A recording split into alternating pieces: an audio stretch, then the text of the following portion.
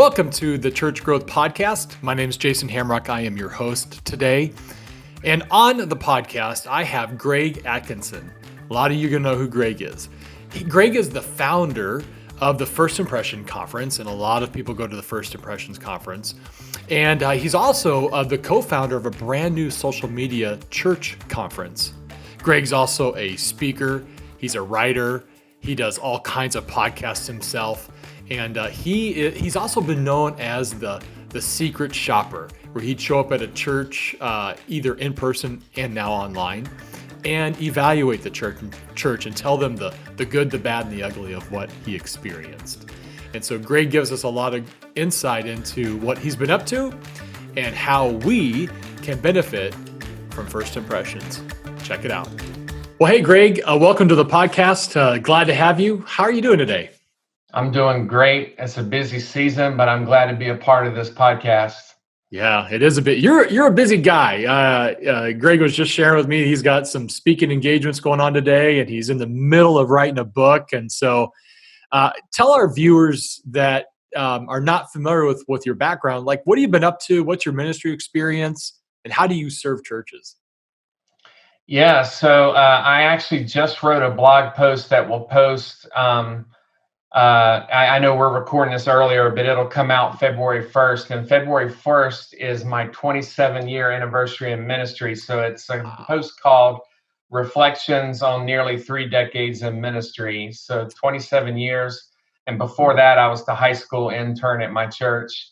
And so been at it a long time. I started my first church on church staff. As minister of music and youth at a small country church that I had to drive 30 minutes each way while I was a full-time college student in 1994. So February of 2021 will be 27 years since 94.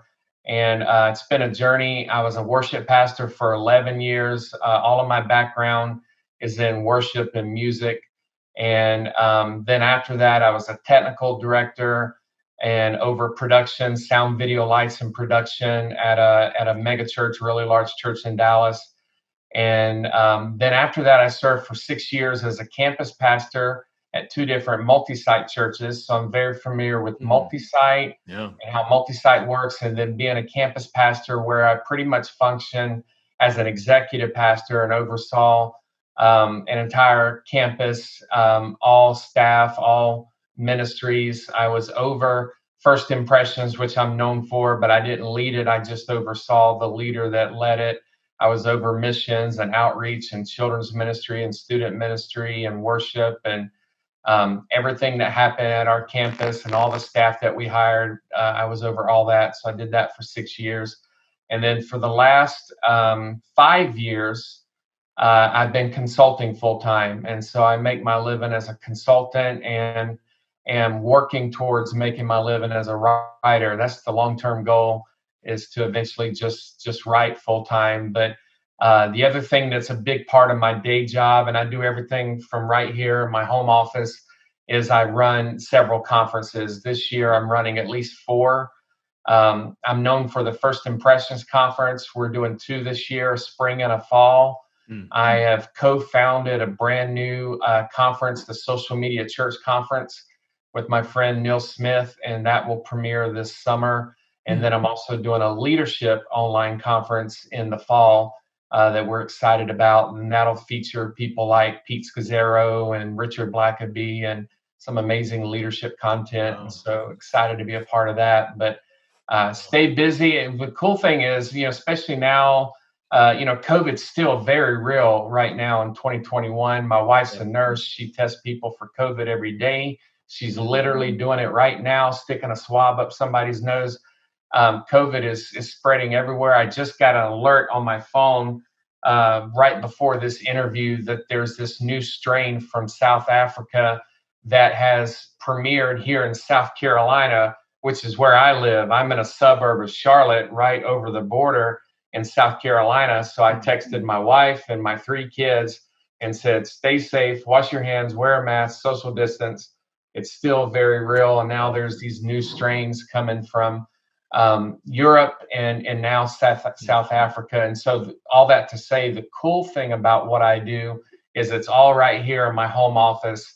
I have cameras, I have mics, I have audio, I have the blessing of high-speed internet, and I can do everything through Zoom and video technology. It's a great day that we're living in. Oh yeah.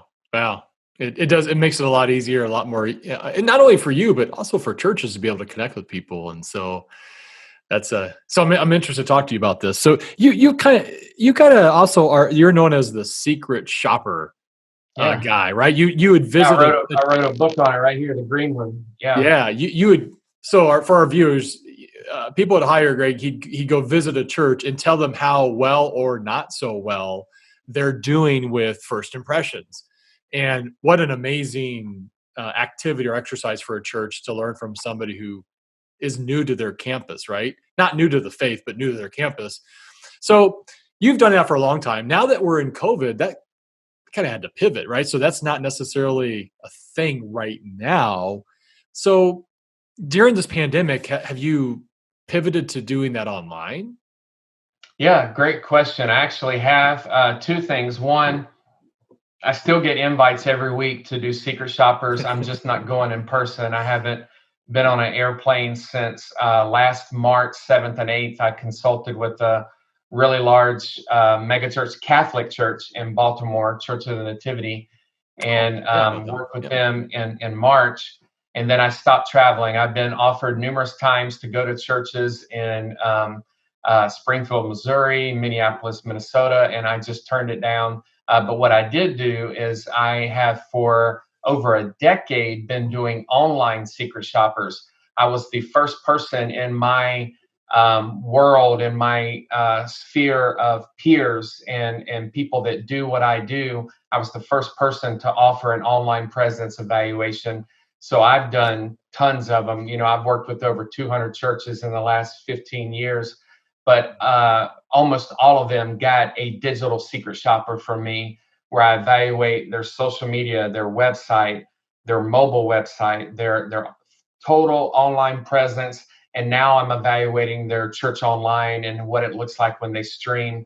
So literally just 2 days ago, I worked with that church in Minneapolis, Minnesota, and did it was a 38-page online presence report, which is typically the first third of a regular secret shopper report. So when I come into a church and I get flown in and I come in and experience their church over the weekend, and it's almost always 99% of the time a mega church with a large campus. By the time the report is finished, it's over 100 pages. But the first 30 something is all online. I always start online because I say that's the front door.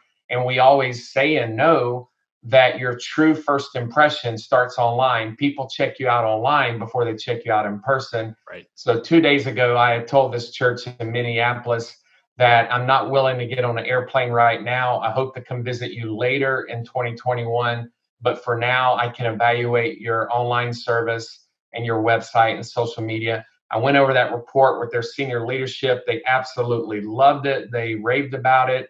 They emailed me afterward and said, we have been talking about this and this and this, and we got so many aha moments and takeaways. And so it's a blessing to still help churches. I just got contacted by a very, very well-known church that I have followed for decades, since the 90s. And they reached out to me last week, and I responded and said, I'm not traveling right now, but I can help you online. And so, yeah, I love doing that. It was a little bit of a pivot where that was the exclusive thing that I offered, meaning you can't get me on an airplane because my doctor already told me, I have some health issues. I experienced some health issues last year. I was at the Mayo Clinic in Minnesota. I spent Thanksgiving at the hospital at the Mayo Clinic in Minnesota. I have a compromised immune system, so I take COVID very seriously. Yeah. My wife is a nurse. She's fully vaccinated. She's got both shots. She's doing totally fine. I'm not eligible yet because I'm not in my 70s. As soon as they allow little people like me to get a vaccination, I'll do it. And I look forward to traveling again. But right now, I don't get on an airplane. And so for my own health reasons. And so I have pivoted in that I told people I would love to come visit. And as much money as that is, and in a great way that it provides for our family, I can only do online right now. And so thankfully, like I said, I stay so busy running conferences that I haven't even seen a downtime as far as my schedule. It's a busy season. And then, as you mentioned, throw in on top of that, writing my 5th book. It's a very, very busy season. Yeah. Well, give us a little glimpse into what that report, don't go so far because you're giving away all your secret sauce there, but what makes for a good first impression for a church website? Yeah, and it's literally why I wrote the book. The green book back here behind me, Secrets of a Secret Shopper, was to give away my secrets.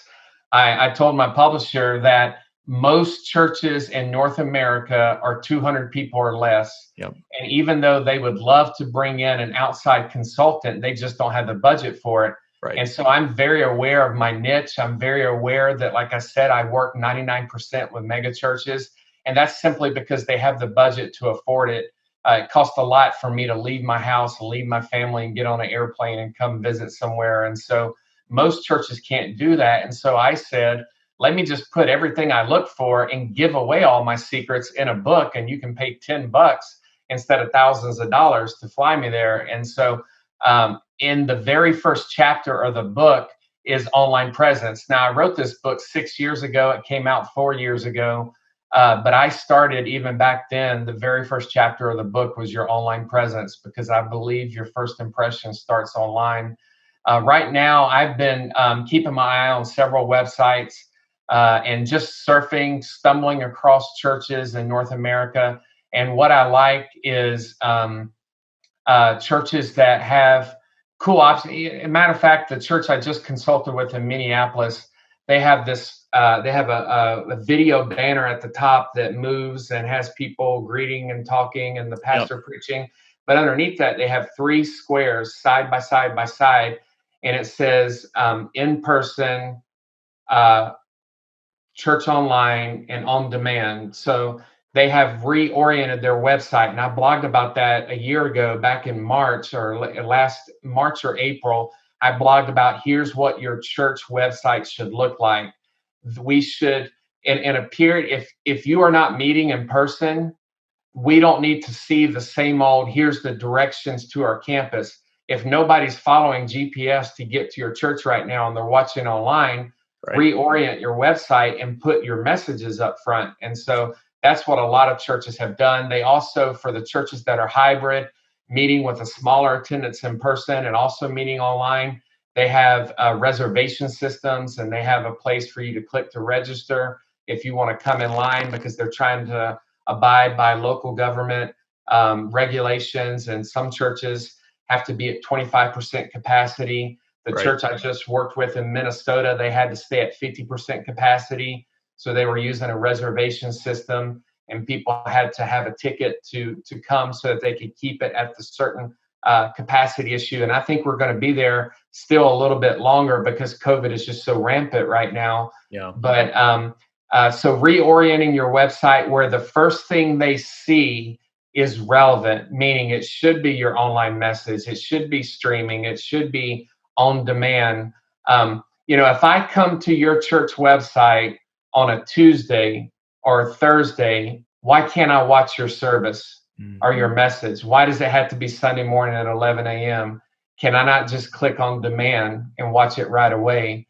That's the world we live in. People want that instant gratification. They want to watch it immediately. And so let's let them, and let's reorient our website and structure it in such a way that they can easily find what they're looking for. And if you use reservations to limit the amount of seats that you occupy on a Sunday, then make sure that's very accessible. If you use a feature like a plan a visit, incorporate that into your plan a visit, where part of that plan a visit is filling out a reservation so that you know that you're abiding by the certain amount of seats. But the other thing that's a best practice that a lot of churches are doing are digital connection cards. For me, a first impressions guy, I have said for years and years and years, always hold up the connection card, say, We're so glad you're here at First Church this Sunday.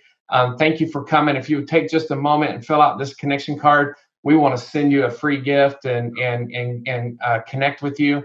You can do that digitally now. I mentioned that on my blog a year ago that I've seen churches that they leave their connection card up on their homepage, and they find that people are actually filling them out throughout the week. People stumble across your website again on a Tuesday or a Thursday or a Saturday, and they just click connect and they fill out, I'm new here. They fill out the connection card. And so we can still connect with people. I run, and I know we're going to talk about this eventually, I run some Facebook groups, but somebody just asked today, what are some good digital first-time guest gifts? Because, it used to be, if you can see, let me grab my camera and I'm going to show you something nobody sees. If you look over here, this is my coffee mug collection with my Cowboys football. But I have coffee mugs from churches all over the country. And so it used to be we would give them a tangible, hold this coffee mug in their hand. But now you can do a DoorDash gift card digitally. You can do a Starbucks gift card digitally. Yep. You can give to a local charity or food bank in their name digitally. You can make a gift to a local ministry partner in their name digitally. I got a card in the mail said, we made a gift in your name. There's a lot of things that you can do online without ever having to touch anybody and no hands touching. You can do digital gift cards. And so there's a lot of cool things that are happening. Ministry for over a decade now, I've been saying this, is going digital, is digital. And, it's interesting, back in 2020 in March when we had the shelter in place and the quarantine and we had to shut down because of COVID, all these churches were scrambling to get online. I was blogging about church online in 2008, 13 years ago. You can go back and look at gregatkinson.com and find blog after blog after blog where I actually secret shopped, evaluated, and critiqued church online in 2008. I was looking at Life Church and Seacoast and Crosspoint and Central and Las Vegas, and I had screenshots of the whole experience. And I talked about what I liked, and I talked about back then they were called internet campus pastors. Now they're called church online pastors or online campus pastor. Yep. But I was just literally emailing 20 minutes ago with Jay Cranda, who's the online campus pastor at Saddleback. He's going to speak at our fall conference this year. And these guys have been at it for a long time. And so what I used to say for years and years and years is don't wait. Let's get in that space right now. Don't wait until the pandemic comes and have to rush and hurry and panic. And so my hope, my prayer is that we have learned from this, that we have embraced this, and moving forward from now on, we incorporate a digital ministry. Yeah. It's not this thought of, I cannot wait until this COVID is over and we go back to normal. Forget that. Normal is gone. Normal is over and it's not coming back.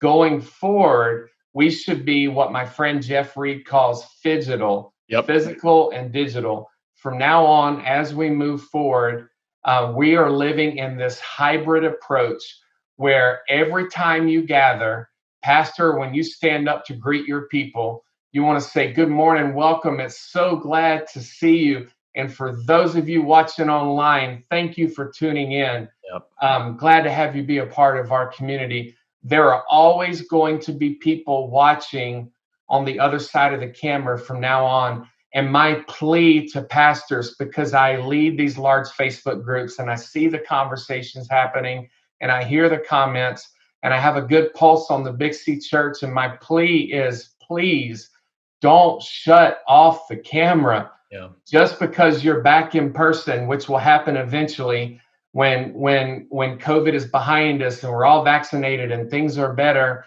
And it's not as scary as it is right now in 2020 and 2021 in the early months when it's not as scary.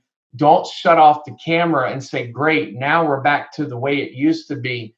From here on out, hear me. Let's be physical and digital from Yep. here on out, a hybrid approach to ministry. Yeah. Yeah. Well said. And I think for years we've been kind of shouting on the top of the mountaintop, you've got to understand how Google works, right? And so I love your first impression of actually adding a digital card on a homepage, right? And why wouldn't you do that? And then acknowledging that in your sermons, in your services, but then also optimizing your website for Google so people that are out there far from God can find you and connect with you. That's something I evaluate on my online secret shopper report. Yeah. Hey, Bart Blair here. I'm the producer of Missional Marketing's Church Growth Interviews podcast. Thanks so much for tuning in. At Missional Marketing, we're passionate about helping churches reach more people for Jesus online. And one of the ways that we do that is by helping churches acquire more new visitors to their website utilizing the Google Ad Grant. Google offers qualifying nonprofits, including churches, up to $10,000 a month in advertising. That means that you, as a church, could be using Google as one of your primary digital outreach strategies to communicate the gospel and reach more people in your community. If you'd like to learn more, visit our website at missionalmarketing.com and click the link at the top of the page that says Google Grants. We'd love an opportunity to partner with you in your mission to build God's kingdom here on earth. Well, thanks again for listening to our podcast. And now back to the show. Yeah. So just briefly, what are some things that just never surprise you? You keep seeing it at churches and you just kind of shake your head going, oh, here we go again. It's like something you always see that churches just do that they shouldn't do. I will give you the biggest thing. This is just off the top of my head, but I see it all the time, and I've said it so many times it gets old. I'll tell you the number one tip right here, and this could save you from having to hire me. The number one tip I see churches doing online is pictures of their building. If I come to your church, First Baptist so-and-so, First Methodist so-and-so, Presbyterian so-and-so, and you have a picture of your steeple in your brick building, you have missed the point. Yep. Ministry is about people. It always has been. Ministry is relational. Ministry is not, look at our proud building that we built with brick and mortar. Those days are gone. I just watched a great YouTube video that came out this week from Brady Scherer, who spoke at our conference last year. And he was talking about going forward, not only will attendance never get back up to where it is, it's going to decrease going forward, which is a hard pill for leaders to swallow. Not only that, which I fully agree with, and so does Carey Nieuwhof and others that are writing about this. Not only that, but moving forward, less and less will be invested in buildings. And I did a lot of webinars last year where I was interviewed or I interviewed others. And I would always ask the question based off a YouTube video that Larry Osborne from North Point put out, are we too building centric? And that is what happened in 2020. That was revealed. That was opened up on the Big C Church, where we always talk about, oh no, ministry isn't 1 hour on Sunday morning. We know that. And then when that got taken away and we had to shelter in place and we had to quarantine, people are freaking out. People are talking about the church is essential and what about our rights to gather? And I'm thinking, yes, the Big C Church, which is the body of Christ, people is essential. Spreading the gospel, which we can do through cameras, is essential. Meeting in person does not have to happen for a season. And I always say in all caps, for a season. We're going to get through this COVID. But for right now, I think what was revealed in 2020 was we had become too building centric, where it was all about let's go to church, the building, instead of we are the church and we can live on mission. My church, I'm a part of a small inner city church plant. We just won an award from the state of South Carolina, but the South Carolina Baptist Convention for the most evangelical church in the South Carolina Baptist Convention out of 2,200 churches. Why? Because we do ministry 7 days a week. We have a thrift store and a coffee corner and a food bank and a pantry and clothes that we do Monday through Saturday. And then we gather and worship and share the gospel on Sunday that we've been sharing all week. We share the gospel and lead people to Christ Monday through Saturday. So for us, it was just who we were. We were always sharing the gospel 7 days a week, and that's why we got that award. But we used to ask this question years ago: if your church were to shut down, would your community even notice? Yeah. 2020, that question got answered. Yep. Did they notice? Yep. Now my church shuts down, people are going to notice because we feed people, we clothe people, we walk the streets, we hand out Bibles. People know when our church shuts down, but that's not true of all churches across America. And so I think what was revealed, where we were too building centric. And so when you ask about mistakes that churches make, if I come to your website and the image at the top, the web hero image above the fold, the very top thing I see is a building with a steeple, you have blown it, you have missed the point, and you are not going to grow. When people visit a church website, they want to see faces.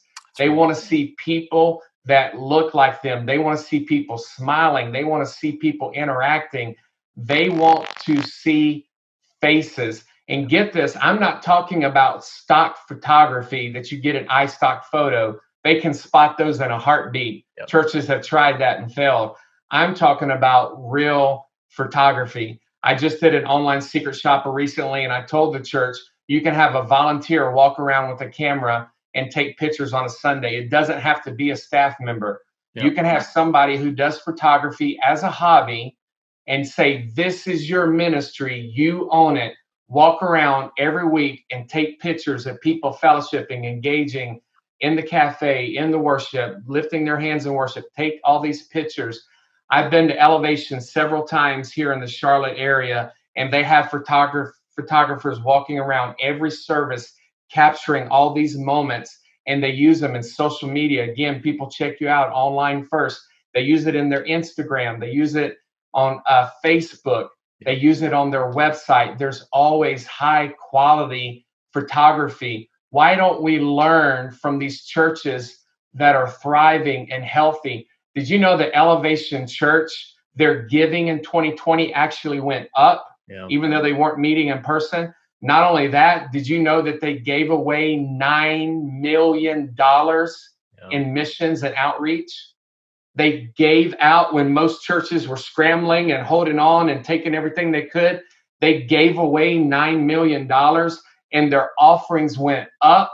Why? Because people now want to see that you are a part of the solution, that you are making a difference in your community. I was just celebrating with my friends. They've all spoke at the First Impressions Conference. Jason Burns at Access Church in Lakeland, Florida. I consulted with them and did a secret shopper there. Jason Burns just gave away a lot of money, millions of dollars from their church budget to pay off people's debt. This week, I was celebrating with Tim Lucas from Liquid Church in New Jersey. He spoke at our conference last year, and I saw him celebrating and throwing confetti on the stage. And they did this cool social media thing because they had just given millions of dollars away to cancel people's debt. Wow. Mike Todd at Transformation Church in Tulsa just gave away $3 million, and he gave over $1 million to other churches. Let's get rid of the spirit of competition. He gave over $1 million to other churches to help them in a crucial, tough season. And so the world is watching, and they want to see. And why am I passionate about this? Because I'm known for hospitality. I'm the First Impressions guy, but I have said for decades, hospitality and generosity are two sides of the same coin.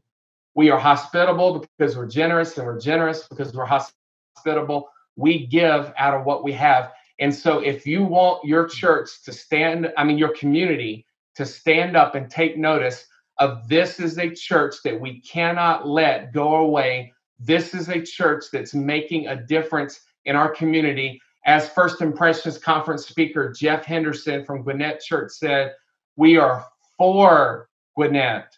We are for our community. They don't need to hear what we're against. Jeff now runs the For Company and wrote a book talking about for. What are we for? How are we making a difference? How are we contributing to the needs in our society and in our community? That is what makes a great first impression. That is what is remarkable. And I use that word intentionally. That is what gets people's attention. Hey, you have people sitting around dinner and they are talking about their community. And they say, did you hear that Liquid Church just paid off all these people's medical debt? Isn't it crazy that a church would do that? I thought churches were all about taking your money. Yeah. See, we flipped the narrative. Mike Todd, millions of dollars. Elevation Church, millions of dollars. Access Church and Jason Burns, millions of dollars. Tim Lucas and Liquid Church, millions of dollars. And so many others. Life Church is known for giving away all of their resources. That I was just emailing Craig Rochelle's assistant. They are just giving away resources and resourcing churches everywhere and Christians everywhere. 440 million plus people have downloaded the YouVersion Bible app. Yeah. That costs Life Church something. It doesn't cost us anything. I use it every single day on my phone. Yeah. My point is hospitality and generosity are two sides of the same coin. And to this world, when people ask me, and I wrote about this in my book, what do guests feel when they visit a church? They're fearful, they're anxious, and they're skeptical. I always include that because they think you just want their money. Mm-hmm. And so why not flip the narrative and give away what you have? I remember years ago, we were going through, this is a long time ago, when we were going through the recession, right when I think it was when Obama took office. And I was on a flight next to Toby Slough from Cross Timbers Church in the Dallas metro area. And we were sitting next to each other going to the same conference. And I said, tell me what God's doing at your church. He said, Greg, people are struggling. People are hurting. Doesn't that sound like 2020 and 2021? He said, Greg, people are struggling. People are hurting. So last week, when we passed the offering plates, I told our congregation, if you need money, just reach in and take it out. If you're hurting financially, reach in the offering basket and take out money to help you. He said, Greg, do you know what happened? I said, what happened? And I knew what he was going to say. He said, we took up the biggest offering we've ever taken in our entire existence of a church. Mm-hmm. I get chills just saying it. If you would hear me, if you would give with an open hand, God can not only take out, but he can put back in. If you have a clenched fist, he cannot put in to your hand. He can't get in there. Give everything you have with an open hand and just watch the floodgates open. That's what the church needs right now. That's what the world needs right now. We are going through a pandemic.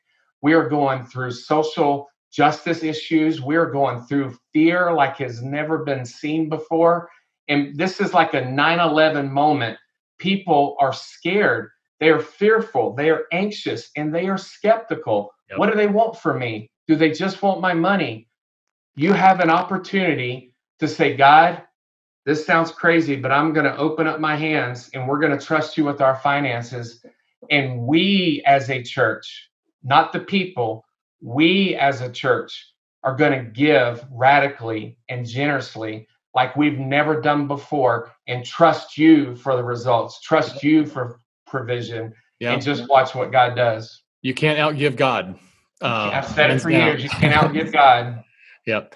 Well, let's talk a little bit about do you have a couple of Facebook groups as we kind of wind this down? And so tell us a little bit about what those are and why should somebody join the Facebook group?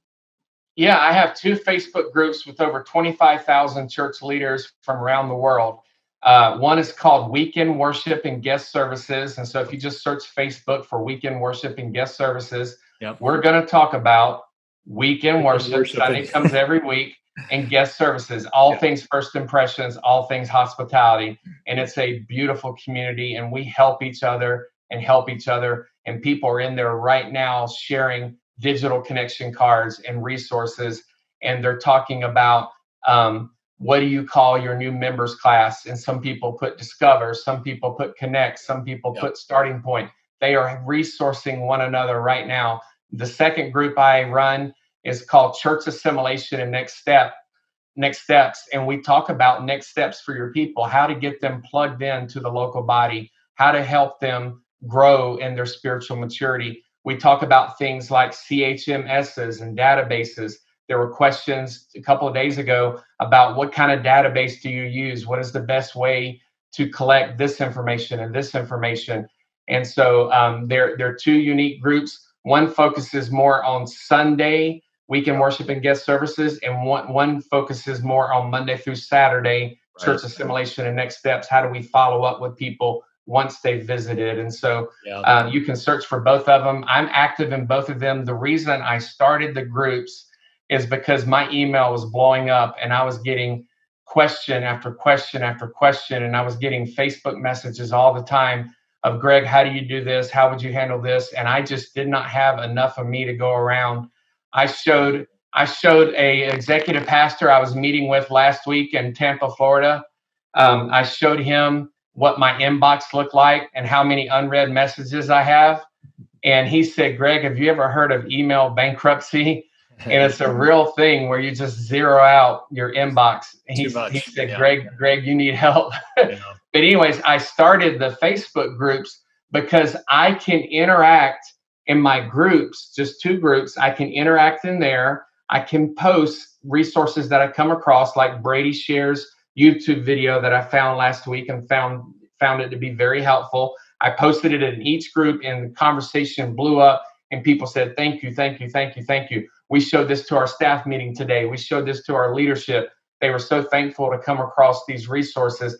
And secondly, I can comment on posts. And so as a fellow member of the group and admin, when I see people asking questions, I was the one that when they said, what do you call your new members class? I said starting point, because I've taught several starting points. And then I also helped a church here locally put together a Discover class. And the church was called West End, so it was called Discover West End. And we put together a new members class that we worked on. And so I was just giving feedback, but I can speak into my group one time and it hits 25,000 people. Yeah. And that's a lot more efficient than answering 25,000 emails. Oh, way more efficient. Yeah. Yeah. Yeah. So I'd encourage people ask to be part of that group and get connected. So that would be good. So you are taking off, but how, I mean, is that the best way for people to engage if they have questions for you? Well, I'm very active on social media. You can follow me at Greg Atkinson on Twitter, at Greg Atkinson on Instagram, and I am youtube.com/Greg Atkinson. You can see it here on the bottom of my screen on YouTube. I'm always posting interviews, webinars, talks I do. Yeah. I've interviewed some amazing people, and then I share free training. And so that's the way to interact. My email is the same, Greg, G-R-E-G, my name, Greg at gregatkinson.com. And I try to answer every email. And I have an assistant that helps with that. And Good. Then I just launched a brand new public figure page on Facebook, because on my personal page, I'm out of friend request. I'm already at the 5,000 max. But I launched a public page where I'm posting, right now I'm giving away a free devotional, a free 2-week devotional that I wrote. I'm giving away a free leadership ebook called Leading Yourself. You can't lead others until you lead yourself. Yep. I'm giving away a free ebook called Leading Yourself. I'm giving away a free ebook called Church Leadership 101. All of that is on my public page. And then I am always posting resources and quotes and things based on, my watch keeps talking to me, things based on my writing. And that is facebook.com/Greg Atkinson. I'm sorry, /the Greg Atkinson, THE. And so facebook.com/the Greg Atkinson. In the last 3 weeks, it has blown up to over 12,000 followers and likes on this public figure page. And I literally started it a month ago. And so it's at 12,000 right now. But again, efficiency, I can speak there and hit 12,000 people at once instead of answering email after email after email. But yes, if you email me at greg@gregatkinson.com, I always try to answer. Right on. Well, Greg, thank you very much for your insight. Best of luck as you finish this book. And by the time this podcast comes out, hopefully you're getting close to landing it. And we'll be looking forward to seeing that real soon. I appreciate your time, though. Yeah, thank you for having me. All right. Take care. Well, thank you, Greg. We so appreciate your insight and your wisdom and your decades of service to the church. And no doubt you've helped a lot of different churches get better at first impressions and understanding what's working, what's not working, what I also like to call the good, the bad, the ugly. And that happens on social media. It happens in Google with their Google profile. It happens on their website and certainly happens in person. So church, I recommend you do a couple things. One, go check out Greg, right? Get in touch with those 2 Facebook groups that we talked about, the Weekend Worship and Guest Services and the Church Assimilation and Next Steps. Both of them have tons of members. So make sure you do that. Also, check out Greg's books, right? And he's got a new one coming out. And so go to gregatkinson.com and learn all about that. What we were talking about is so true. It's not about your building. It's about relationships. It's about connecting with people that are hurting, people in your community. And now more than ever, 2020 and 2021, people are searching. And they may not be looking for a church, but they're looking for hope. They're looking for answers. And we have that hope. We have those answers. His name's Jesus. And pointing people to him is what we should be focusing on. And that starts when people Google your name. They see your Google My Business profile. They see you on Facebook. They see you on Yelp. They see you on your website. They're checking you out. And so you have got to make sure you start that early impression that you care about them, you care about the community, and you're here to help them.